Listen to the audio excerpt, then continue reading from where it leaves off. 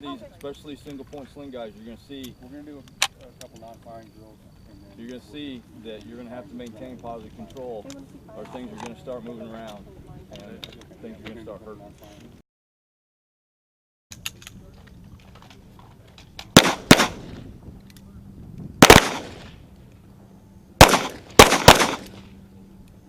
Scan, assess. Decock, safety, holster.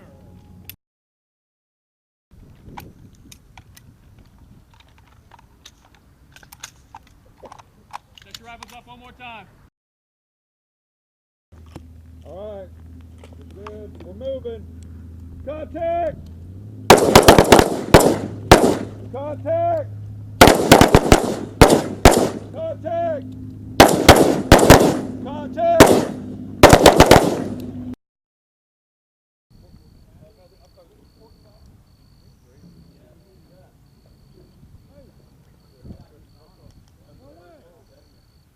Okay, we're good.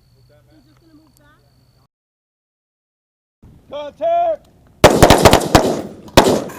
Transition, go through the motions, even if you're black on ammo. Boom, boom, boom. Black. Boom, let's do it. All right, hey. Contact front, contact front. Contact. Contact.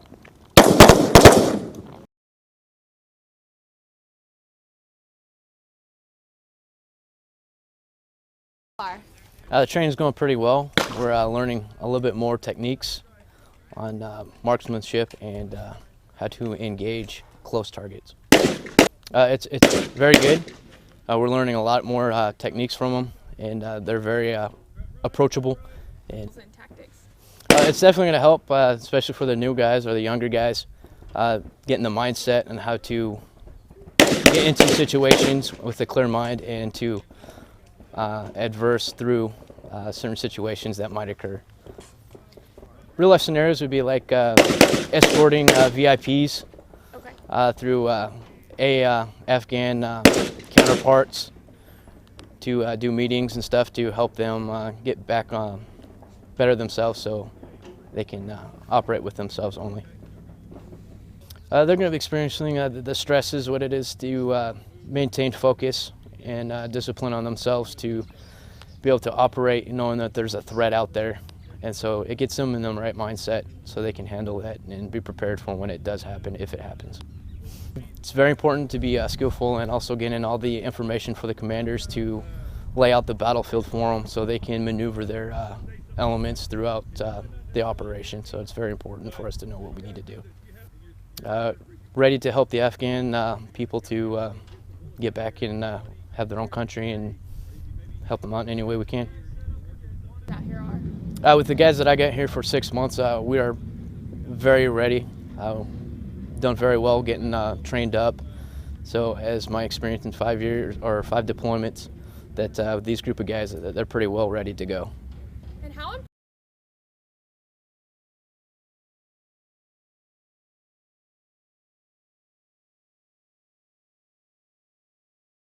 So we're out here training with members of the Central Texas SWAT community on advanced rifle marksmanship techniques. We're also practicing advanced techniques with the M9 pistol. Every soldier is a rifleman, and we're here to increase that proficiency. The SWAT members are experts in what they do. The 4th Squadron of 3rd Cavalry Regiment prides itself on being always ready to execute contingency operations. We don't have an exact idea when we'll be going down range, but the type of training we're receiving today will allow us to be lethal if required. We anticipate a mission where we may provide security for individuals or groups of people, and this type of close combat practice with our organic weapons will be invaluable. So this training is spread out over the week. It will cycle through all the soldiers who are preparing for contingency operations, and we'll get as many reps in as possible for soldiers. The training has been excellent. We are on the tail end of a very rigorous training cycle. We started our training cycle last year establishing individual proficiency with the weapon. A year later, prior to deploying for contingency operations, we are reinforcing those basics and learning advanced new techniques.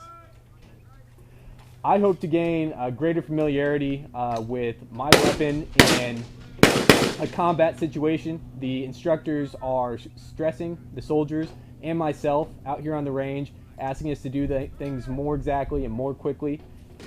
That type of high intensity training will be invaluable in a real life situation. The civilians coming in are just reinforcing the already high standards that soldiers here in the Cavalry Regiment have. Again, it's just the tactics, techniques, and procedures that we may not be aware of that could potentially save a life downrange.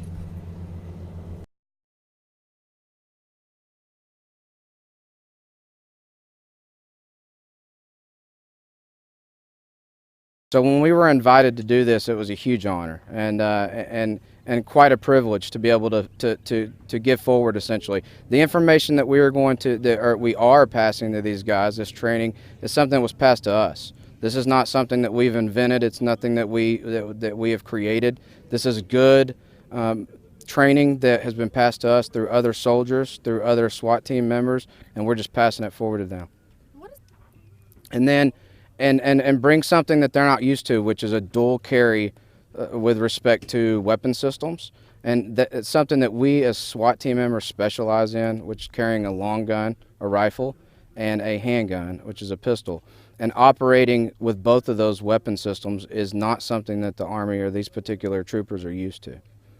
So it helps with close quarter stuff. This is to provide some knowledge and some training that we are specifically used to, that they are not particularly trained in.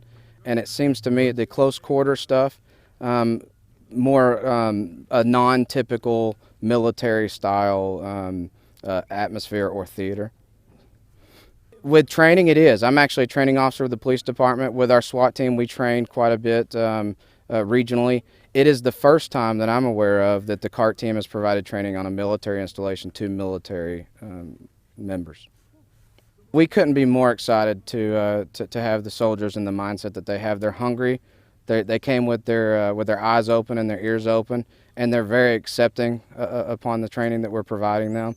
They know when we got here with our biographies and explained who we were, where we came from, that there's several of the training staff, not me included, but others who have already done operations in that theater, done operations that are similar to what they have in the future someday. So it's been real good. They've had a great mindset and a great attitude.